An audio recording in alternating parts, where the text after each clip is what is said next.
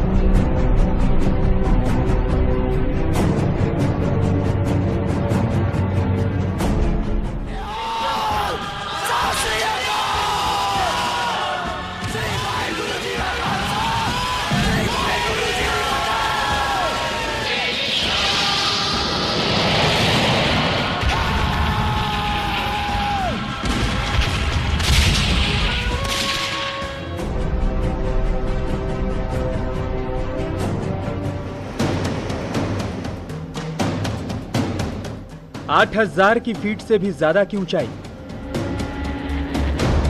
आसमान को चूमती हिमालय की चोटियां, ये पर्वत, ये पहाड़, ये नदियां, ये झरने, ये हवाएं गवाह हैं कि इसी हिमालय की चोटी पर हमने तिरंगा लहराया। दुश्मन कहीं ऊंचाई पर था, छिप छिप कर वार कर रहा था, लेकिन हिंद के सूरवीरों ने, मां भारती के रणधीरों ने दुश्मनों को चुन चुन कर मारा था।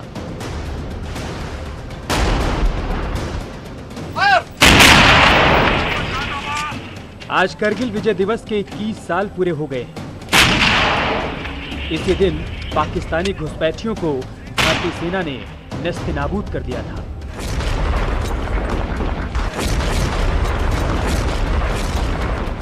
करगिल विजय दिवस पर आज एक बार फिर से वक्त है उन शहीदों को याद करने का जो दुश्मन के सामने डट गए तो दुश्मन पीछे हट गए।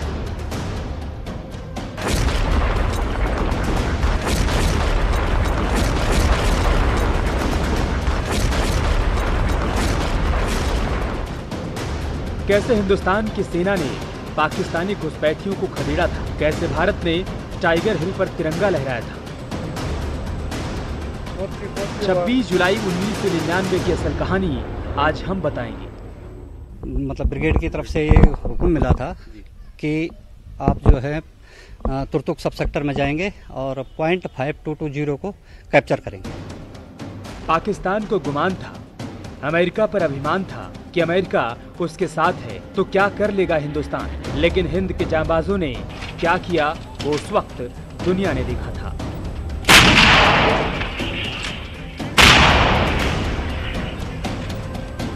इससे देश की छवि आसमान को छुई और पाकिस्तान हमेशा हमेशा के लिए समझ गया कि उसकी फौज में दम नहीं है, हिम्मत नहीं है हिंदुस्तान की फौज का सामना करने के बाद। तब से लेकर अभी तक वो प्रॉक्सी वॉर या लो कॉस्ट ऑप्शन का अख्तियार कर रहा है, टेररिज्म का। दुनिया के सबसे कठिन बैटलफील्ड में रणनीतिक तौर पर भी पाकिस्तानी घुसपैठिए सुरक्षित पोजीशन पर थे, लेकिन बावजूद इसके भारतीय सेना ने अपने युद्ध कौशल से उनके मंसूबों पर गोला बारूद फेर दिया था।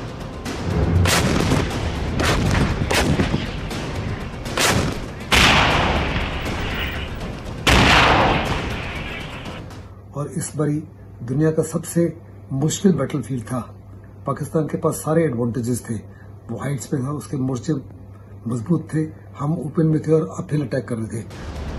करगिल की इस विजय गाथा में बात इसकी भी होगी, इन 21 सालों में कितनी बदली हिंदुस्तान की सेना के सामने तब कितनी चुनौतियां थीं और अब कैसी है भारतीय सेना की साख। तो 26 जुलाई 1999 को भारतीय सेना ने उन सभी चोटियों पर तिरंगा फहरा दिया जहां दुश्मन घुसाए थे। करगिल की विजय सेना के लिए आसान नहीं थी। इसमें देश ने कई वीर सपूतों को खोया। कई जवान घायल हुए। 60 दिनों तक करगिल में युद्ध हुआ और ये युद्ध 8000 फीट से ज्यादा की ऊंचाई पर लड़ा गया। करगिल में पाकिस्तान की घुसपैठ और हिंदुस्तान की जय जयकार की पूरी कहानी आज उन जांबाजों से सुनिए जिन्होंने इस युद्ध को लड़ा और दुश्मन का खात्मा किया।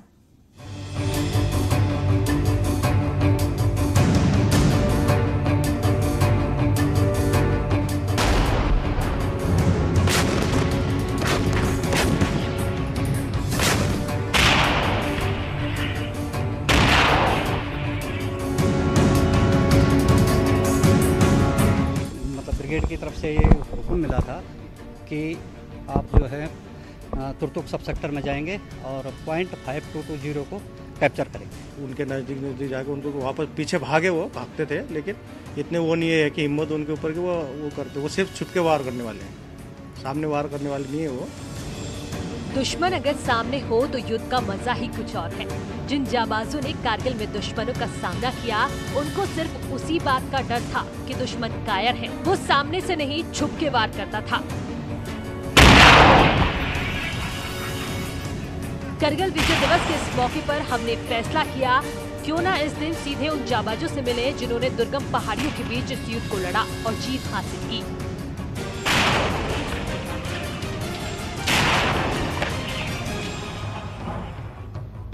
जिन सूरवीरों ने इस युद्ध में शहादत दी, उन्हीं में से एक है कैप्टन विजयन थापर। कैप्टन थापर की जाबाजी की कहानी भी बताएंगे और ये भी बताएंगे कि अभी कैप्टन थापर का परिवार कैसा है। लेकिन सबसे पहले आपको लिए चलते हैं देहरादून। ये हवलदार राजेश हैं, उनके बगल में अरविंद सिंह थापा और ये सूबेदार देवेंद्र भट्ट। इन योद्धाओं ने करगिल के युद्ध को जीता है। ये वो सिपाही हैं जिन्होंने 8000 फीट की ऊंचाई पर छिपे दुश्मन का सामना सीना तान के किया। तुर्तुक सब सेक्टर में थे। वैसे तो हमारा जो हेडक्वार्टर था वो बेस कैंप में था और एक इंडक्शन हमारा चल रहा था सर ऊपर सेकंड ग्लेशियर में। ब्रिगेड की तरफ से ये हुक्म मिला था कि आप जो है तुर्तुक सब सेक्टर में जाएंगे और .5220 को कैप्चर करेंगे। सूबेदार देवेंद्र उस वक्त करगिल के तुर्तुक सेक्टर में तैनात थे और उनकी टीम को लेफ्टिनेंट कर्नल अरुण लीड कर रहे थे। देवेंद्र बताते हैं कि कर्नल डीके पुरोहित, जो कि इस पूरी टीम के फर्स्ट कमांडर थे, उन्होंने आदेश दिया कि अब चढ़ाई करनी है। .5220 पर हमने अटैक करना था। उसमें जो है सर 90 डिग्री की जो है वो पहाड़ी थी, तो उस पर जो है हमारे जो है सीओ साहब कर्नल डीके पुरोहित थे उस टाइम पर। उन्होंने जो है सेकंड इन कमांड जो थे हमारे वो थे lieutenant colonel Arun MA Oak. उनके नेतृत्व में जो है उन्होंने जो है एक प्लाटून को वहां से भेजा है सर। करगिल में उन दिनों ही नहीं बल्कि आज भी युद्ध करना आसान काम नहीं है, क्योंकि वहाँ का मौसम और भौगोलिक परिस्थितियाँ बिल्कुल अलग है। तुर्तुक सेक्टर में उस वक्त टेम्परेचर -15 डिग्री के आसपास था। देवेंद्र बताते हैं कि 9 दिनों तक तुर्तुक सेक्टर में दुश्मनों से लड़ाई चलती रही। वहाँ पर तकरीबन हमारे जो है 8-9 दिन तक रहे थे सर। 9 दिन तक जो है कंटिन्यू उधर ही रहे थे, पत्थरों के नीचे रहते थे और दिन में और रात को जो है केवल पिकेट वगैरह गाड़ते थे उसमें और रोपिंग वगैरह बांधते थे जो क्लाइंबिंग करने के लिए। आज तो काफ़ी समय हो गया, 22 साल हो गया, लेकिन मेरे को अभी भी सर ऐसा है कि जैसे कल की तरह मेरे को याद है अभी बिल्कुल हर एक चीज़ की, कहाँ पर जो है क्या क्या चीज़ है। देवेंद्र की तरह ही हवलदार राजेश और अरविंद थापा ने भी करगिल के इस युद्ध में जान की बाजी लगा दी थी। राजेश कहते हैं कि हमारे सामने जो सबसे बड़ी चुनौती उस वक्त थी वो थी दुश्मनों की पोजीशन, क्योंकि वो ऊंचाई पर थे, हम नीचे से ऊपर चढ़ रहे थे। वो हाइट में थे, दुश्मन बहुत हाइट में थे वो लोग। हमें मालूम नहीं था उनका पोजीशन। सबसे तो हमारी वो यही थी कमी कि उनका हमें मालूम था कि वो कहाँ बैठे, और हम नीचे से ऊपर बढ़े थे, वो ऊपर थे। तो वो लोग हम जैसे हरकत होते थे वैसे उनका फायर आता था हमारे ऊपर। तो हमें शुरू में तो काफ़ी दिक्कत हुई, लेकिन बाद में सूझबूझ से जैसे हमें ऑर्डर आया कि ऐसे करना ऐसे करना। राजेश बताते हैं कि हमारी हर हरकत के बारे में दुश्मन को जानकारी लग जाती थी, क्योंकि वो ऊंचाई पर थे, इसलिए शुरुआत में बहुत परेशानी हुई। लेकिन ब्रिगेड से कमांड आई कि दिन में नहीं रात में मूवमेंट करनी है, तो फिर दुश्मनों के पसीने छूटने लगे। लेकिन डर ये भी था कि ऊंचाई पर बैठे घुसपैठिए छिप छिप कर फायर कर रहे थे।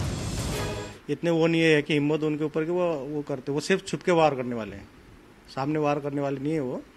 जैसे हम लोग आगे बढ़ते, हमारे काफ़ी कैजुअलिटी भी उस समय आगे बढ़ते समय, यही देहरादून का हमारे एक भाई भी शहीद हुआ, हमारे साथी थे वो, और एक तो हमारे साथी को गोली भी लगी थी। ऐसे कई लोग, कई घायल, कई हुए। करगिल के बाद में वहाँ की पहाड़ियाँ दुश्मनों की ढाल बन रही थी, लेकिन ऐसा नहीं है कि सिर्फ दुश्मनों को ही इसका फायदा हो रहा था। भारतीय सेना के जवानों के लिए पत्थर वरदान साबित हो रहे थे। राजेश बताते हैं कि करगिल के पत्थर तो उनके लिए भगवान जैसे हैं, क्योंकि युद्ध के दौरान इन्हीं पत्थरों और पहाड़ों के बीच रहना होता था।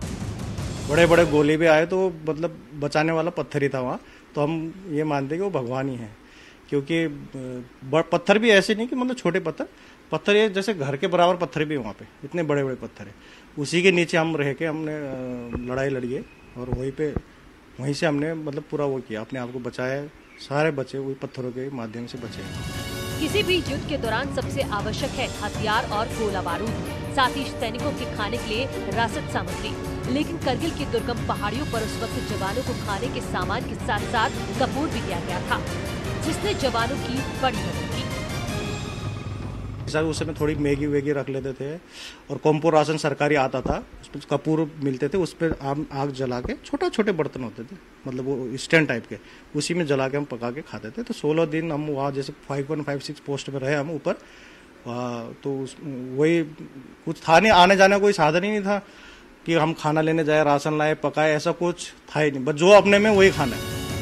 राजेश बताते हैं कि जिस जगह पर उन्होंने मोर्चा संभाल रखा था, वहाँ पीने के लिए पानी भी नहीं होता था। जब किसी को प्यास लगती तो कपूर के सहारे बर्फ को पिघलाकर प्यास बुझाई जाती थी। और हमें वहाँ पे ये थे कि आपने पीछे नहीं हटना है, बस आगे बढ़ना है, लेकिन पीछे नहीं हटना है। ये सीओ साहब का हमारा बिल्कुल हिदायत है। आप लोग चाहे वहाँ पे शहीद भी हो जाएंगे, कोई बात नहीं, आपके परिवार के लिए पूरा देश आपके साथ खड़ा हुआ, ये हमें वहाँ पे बताया गया था। तो हमने फिर उसी हिसाब से हम भी चलते थे। करगिल जांबाजों का जोश हाई था, क्योंकि जवानों के साथ पूरा हिंदुस्तान खड़ा था। करगिल जांबाजों में ही सिपाही अरविंद थापा भी है। अरविंद कहते हैं कि उस वक्त इनकी बटालियन अल्मोड़ा में थी, लेकिन हाईकमान से आदेश दिया गया कि दुश्मन ने हमला किया है, जवाब देना है, तो फिर पूरी यूनिट निकल पड़ी। अल्मोड़ा से हमारी यूनिट गई थी, तो जब हम लद्दाख पहुंचे, लद्दाख के बाद जब हम लोगों ने चढ़ाई शुरू करी, तो कुछ घंटे तो हमें लगा कि चलो चल रहा है, लेकिन जब फिर गोलियों की, आर्टी सीलिंगों की आवाज़ हमें लगा कि वाकई में युद्ध है। लेकिन जब हमें देखा कि कहीं गाड़ियाँ उड़ गई हैं, कहीं पैदल चल रहे सैनिक शहीद हो रहे हैं, तो हमें लगा कि वाकई में युद्ध है, और जो हमने ट्रेनिंग करी है आज उस ट्रेनिंग को पूरा करके दिखाना है।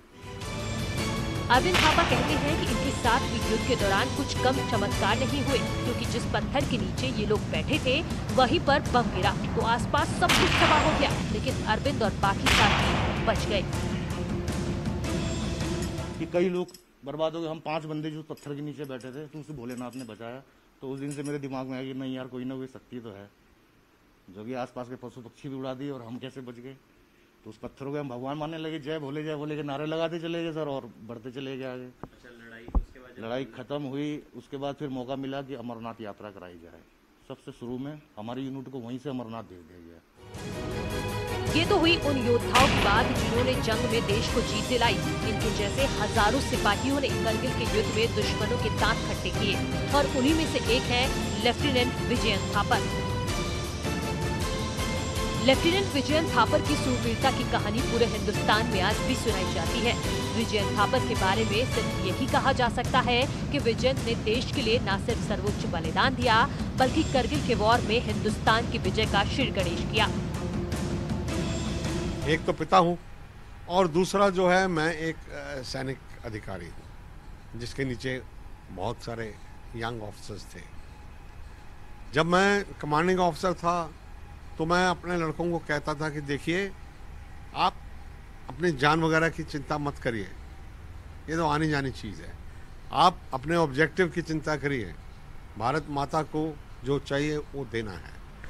लेफ्टिनेंट विजयन थापर राजपूताना बटालियन में तैनात थे। उनकी टीम को तोलोलिंग पोस्ट को दुश्मनों से मुक्त कराने की जिम्मेदारी मिली थी, जिसे उन्होंने 13 जून 1999 को पूरा किया और पाकिस्तानियों को वहां से खदेड़ दिया।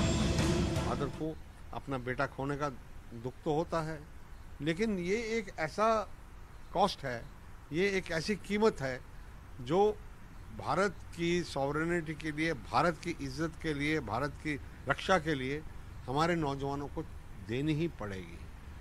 बल्कि कई लोग मेरे को कहते हैं कि आपका नौजवान लड़का सिर्फ 22 वर्ष का था, वो लड़ाई में चला गया। तोलुलिंग पर तिरंगा फहराने के बाद विजयंत को नोल एंड लोन हिल और 3 पिंपल से पाकिस्तानियों को खदेड़ने की जिम्मेदारी मिली। उन्होंने इस चोटी से भी दुश्मनों को खदेड़ दिया, लेकिन इसी दौरान लेफ्टिनेंट थापर भी शहीद हो गए।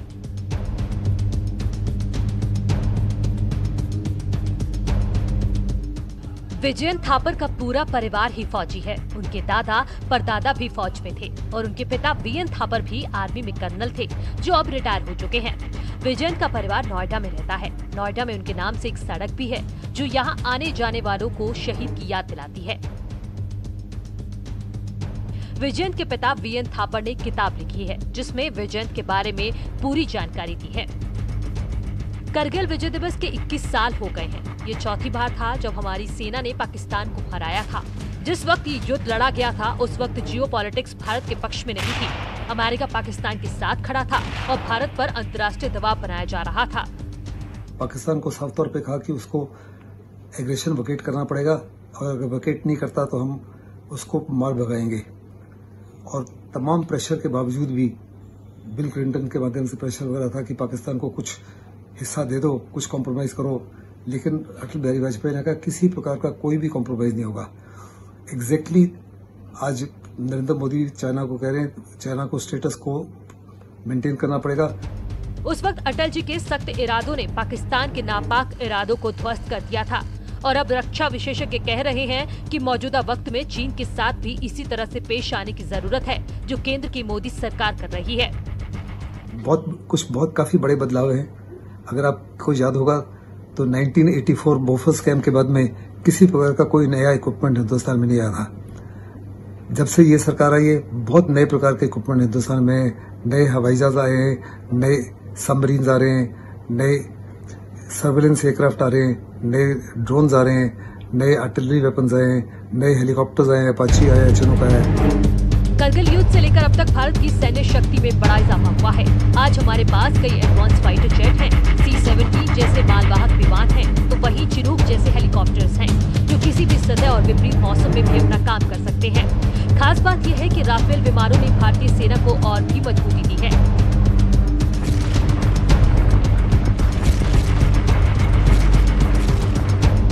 लिहाजा हिंदुस्तान की तरफ आंख उठाने से पहले दुश्मन लाख बार सोचेगा, क्योंकि आज के हिंदुस्तान में सतह से समंदर तक और धरती से अंबर तक हर जगह देश को सुरक्षित रखने की कहीं ज्यादा कैपेबिलिटी है।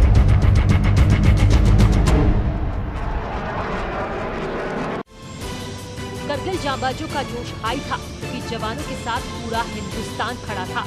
करगिल जांबाजों में ही सिपाही अरविंद थापा भी है। अरविंद कहते हैं कि उस वक्त इनकी बटालियन अल्मोड़ा में थी, लेकिन हाईकमान से आदेश दिया गया कि दुश्मन ने हमला किया है, जवाब देना है, तो फिर पूरी यूनिट निकल पड़ी।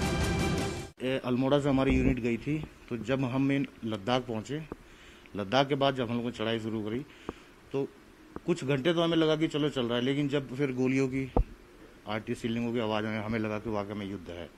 लेकिन जब हमें देखा कि कहीं गाड़ियाँ उड़ गई हैं, कहीं पैदल चल रहे सैनिक शहीद हो रहे हैं, तो हमें लगा कि वाकई में युद्ध है और जो हमने ट्रेनिंग करी है, आज उस ट्रेनिंग को पूरा करके दिखाना है। अरविंद थापा कहते हैं कि इनके साथ भी युद्ध के दौरान कुछ कम चमत्कार नहीं हुए, क्योंकि जिस पत्थर के नीचे ये लोग बैठे थे वहीं पर बम गिरा तो आसपास सब कुछ तबाह हो गया, लेकिन अरविंद और बाकी साथी बच गए। कि कई लोग बर्बाद हो गए। हम 5 बंदे जो पत्थर के नीचे बैठे थे, तो उसे भोलेनाथ ने बचाया। तो उस दिन से मेरे दिमाग में आया कि नहीं यार, कोई ना कोई शक्ति तो है, जो कि आसपास के पशु पक्षी भी उड़ा दिए और हम कैसे बच गए, तो उस पत्थरों का। और इसी के साथ एक छोटे से ब्रेक लिए यहाँ रुक रहे हैं, जल्द लौटेंगे।